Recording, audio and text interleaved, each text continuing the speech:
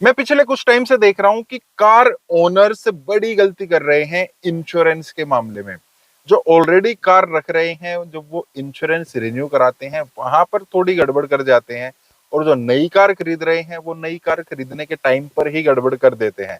और ये छोटी सी लगती है गड़बड़, लेकिन आने वाले टाइम में ना काफी महंगी पड़ने वाली है, पड़ भी सकती है। और काफी लोगों को ये काफी महंगी पड़ी भी है, परेशानी भी होगी और आपकी जेब पर भी भारी पड़ेगी। और इतनी लंबी चौड़ी कहानी नहीं है कि हम उससे बच रहे हैं। थोड़ा सा पैसा या थोड़ी सी परेशानी की वजह से हम उस चीज को इग्नोर कर देते हैं। तो कौन सी वो चीजें हैं, चलिए उनकी बात कर लेते हैं। हेलो, मेरा नाम है अमित और आप देख रहे हैं डेली ऑटो लाइफ। सबसे पहले, अगर आपके पास ऑलरेडी गाड़ी है तो आप क्या गलती कर रहे हैं रिन्यूअल के टाइम पर। जब हम गाड़ी लेते हैं उस टाइम पर हमारे हाथ में इंश्योरेंस का कितना पैसा जाना है वो ज्यादातर नहीं होता है, क्योंकि वो डिसाइड करता है शोरूम। और अगर हम उनके ऊपर ज्यादा प्रेशर डालते हैं कि यार मुझे सस्ता चाहिए सस्ता चाहिए, तो वहां पर गड़बड़ हो सकती है। वो होती है आईडीवी, इंश्योर्ड डिक्लेयर्ड वैल्यू।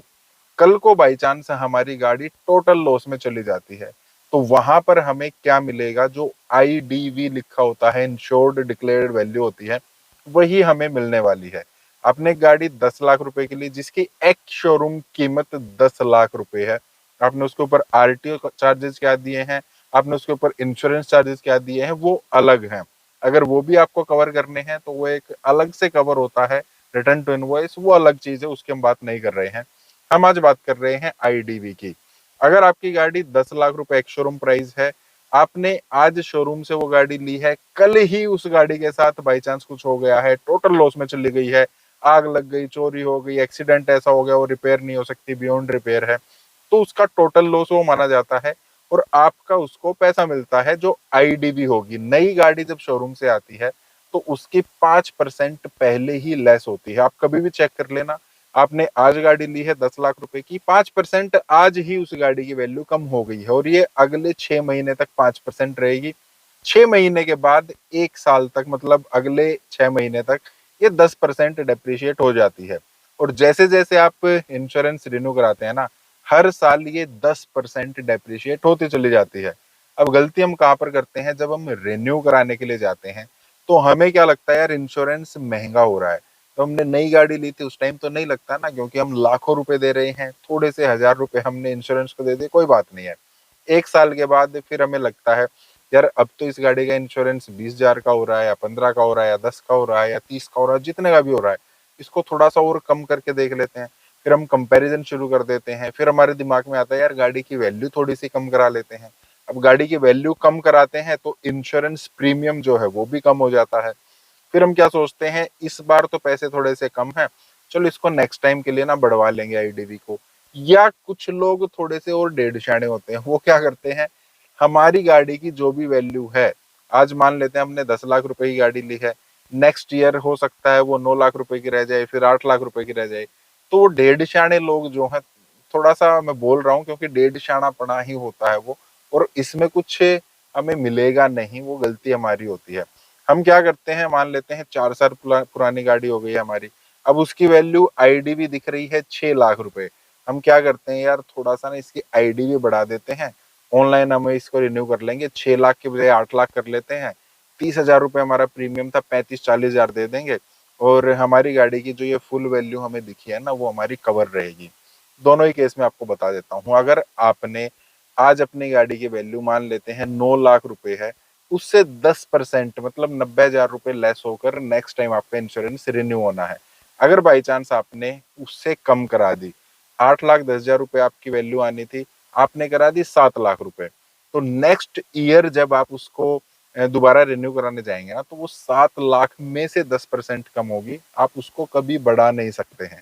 ठीक है, तो कम नहीं करानी है, जितनी वैल्यू आनी चाहिए उतनी करानी है। या कुछ लोग जो बढ़वा लेते हैं, बेशक आपने बढ़ा ली है, ठीक बात है, 6 लाख रुपए वैल्यू लगनी थी, आपने 8 लाख रुपए अपने आप से कर ली, कोई बात नहीं, कल को आपकी गाड़ी टोटल लॉस में चली गई, तो कंपनी क्या देखेगी, किस तरीके से इसकी वैल्यू डेप्रिशिएट होनी थी।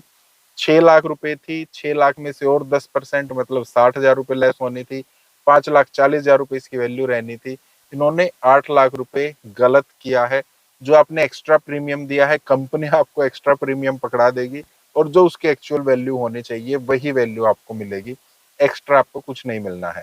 आप जानबूझकर कम करा लेंगे तो आने वाले टाइम में वो कम होती चली जाएगी, जानबूझकर ज्यादा करा लेंगे आपके किसी काम नहीं आएगी, तो आपने एक्स्ट्रा प्रीमियम दिया वो आपको दे देंगे और जो एक्चुअल वैल्यू होनी चाहिए वही आपको मिलेगी।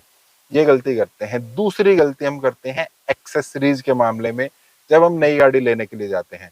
काफी सारे लोग जैसे ही नई गाड़ी ली तुरंत शोरूम पर ही बहुत सारे लोग इसको गाड़ी को मॉडिफाई करा लेते हैं या फिर आफ्टर मार्केट करा लेते हैं। अब वहां पर दिक्कत क्या है, आपने जो भी एसेसरीज लगवाई हैं उनको हम इंश्योरेंस में एंडोर्स नहीं कराते हैं। अगर बाई चांस देखिए बहुत बार क्या होता है, हमने टच स्क्रीन बाहर से लगवा ली, फॉग लैंप बाहर से लगवा लिए, कोई भी इलेक्ट्रिकल काम, वायर्स का काम, कोई भी काम हमने बाहर से करा लिया, बेशक हमने शोरूम से भी कराया है, इंश्योरेंस कंपनी की नज़र में वो काम बाहर से ही है। जो काम आपकी गाड़ी में फैक्ट्री से होकर नहीं आया है, आपने चाहे कहीं से भी कराया, वो बाहर से ही है। कल को अगर बाई चांस उसकी वजह से आपकी गाड़ी में आग लग जाए, और लगती भी है, आपने फॉग लैंप लगवाए उसकी वजह से गाड़ी में आग लग गई, आपने टच स्क्रीन लगवाई, आपने पावर विंडोज कराई, कुछ भी कराया आपने XYZ, उसकी वजह से गाड़ी में कोई दिक्कत आ गई, आग लग गई, और जब आपकी गाड़ी में आग लग गई, इंश्योरेंस कंपनी ने सर्वे किया, उन्होंने देखा इस गाड़ी में बाहर से काम हो रखा है, तो आपको एक भी पैसा नहीं मिलेगा उस गाड़ी का। और बाई चांस आपने उसको इंश्योरेंस में एंडोर्स करा रखा है तो आपको पूरा पैसा मिलेगा, क्योंकि आपने इंश्योरेंस कंपनी को उस चीज का ऑलरेडी पैसा दिया हुआ है, इंश्योर्ड आपने उस चीज की वजह से अपनी गाड़ी को कराया हुआ है। अब इस चीज में पैसा कितना लगता है, ये भी तो बड़ी बात है ना, क्योंकि काफी सारे लोग सोचते हैं यार क्या फायदा, इसमें पैसा लगेगा, क्यों इतना वो करना। तो चलिए आपको एक इंश्योरेंस प्रीमियम की एक मतलब पेज आपको दिखा देता हूँ।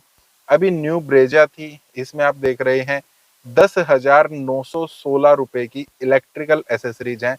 एक तो कैमरा है और एक फोग लैंप है, ये शोरूम से ही लगवाए गए थे। 10,916 रुपए इनकी टोटल वैल्यू है, और इनका इंश्योरेंस प्रीमियम एक साल का 437 रुपए मात्र है।